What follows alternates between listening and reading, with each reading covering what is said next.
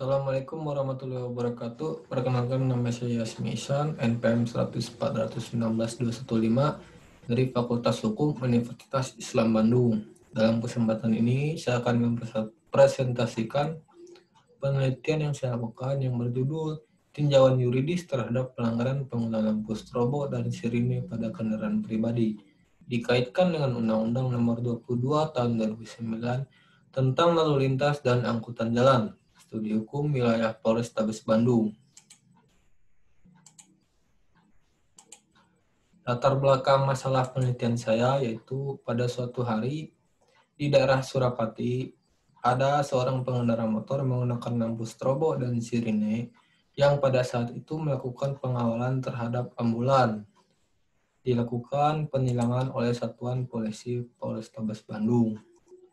Di suatu hari, di lain hari, saya menemukan salah satu mobil yang sedang memasang lampu strobo dan sirine di salah satu toko aksesoris di daerah Cicadas. Dan dibebas-bebas saja. Atau tidak dilakukan penilangan, di manakah letak keadilannya. Padahal pasal 59 nomor 5 Undang-Undang nomor 22 tahun 2009, lampu isyarat warna biru dan sirine digunakan untuk kendaraan bermotor petugas kepolisian negara Republik Indonesia. Lampu isyarat warna merah dan sirine digunakan untuk kendaraan bermotor tahanan, pengawalan TNI, pemadam kebakaran, dan ambulans. Lampu isyarat warna kuning tanpa sirine digunakan untuk kendaraan bermotor patroli jalan tol. Atas latar belakang tersebut, saya mengambil rumusan masalah yang pertama, yaitu apa faktor penyebab terjadinya pelanggaran penggunaan lampu strobo dan sirine pada kendaraan pribadi di wilayah hukum Polrestabes Bandung.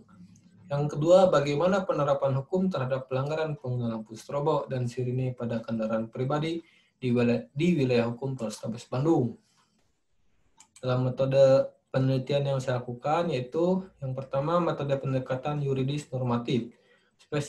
Spesifikasi penelitian menggunakan descriptive analysis.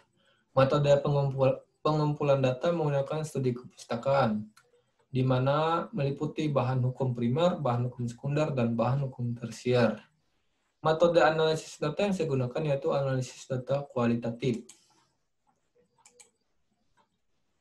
Kerangka teori. Dalam teori yang mempengaruhi pelanggaran, saya memakai teori efektivitas penegakan hukum, di mana dalam teori ini terdapat kepastian hukum, kemanfaatan, dan keadilan. Yang kedua ada teori kesengajaan.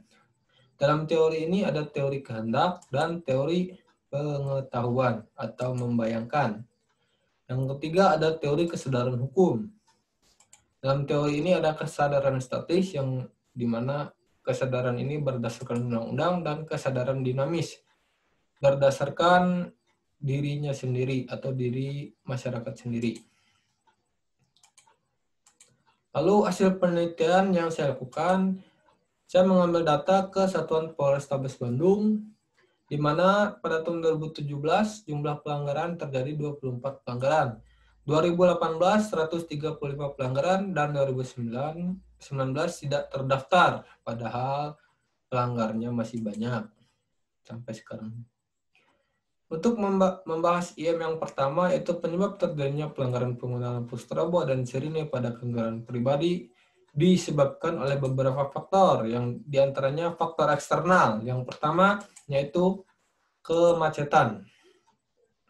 Karena berdasarkan hasil survei Bank Pembangunan Asia, yaitu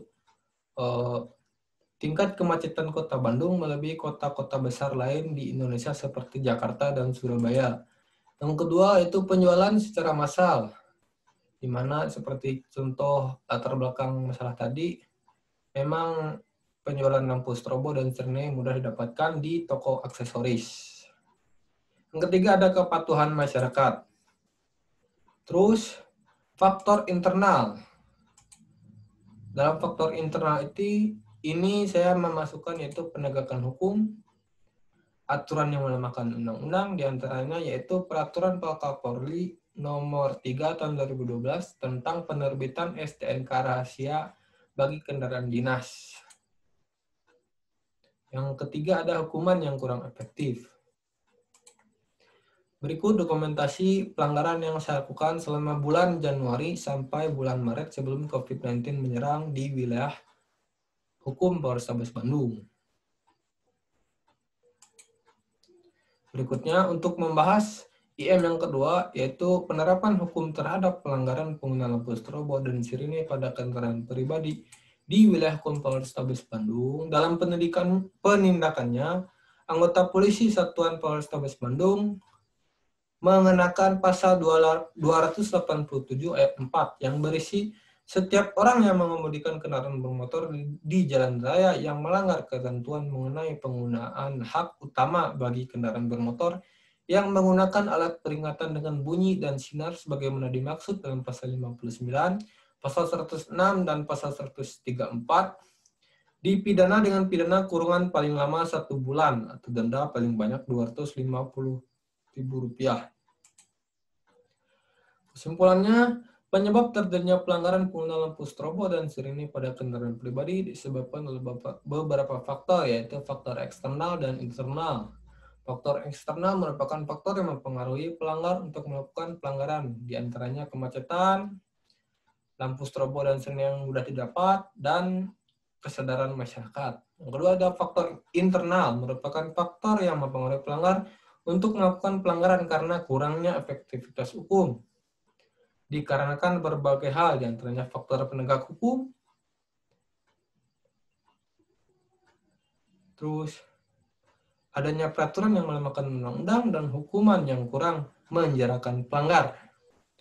Penggunaan lampu strobo dan sirine pada kendaraan pribadi merupakan satu pelanggaran hukum yang diatur dalam Undang-Undang Nomor 22 Tahun 2009 tentang lalu lintas dan angkutan jalan.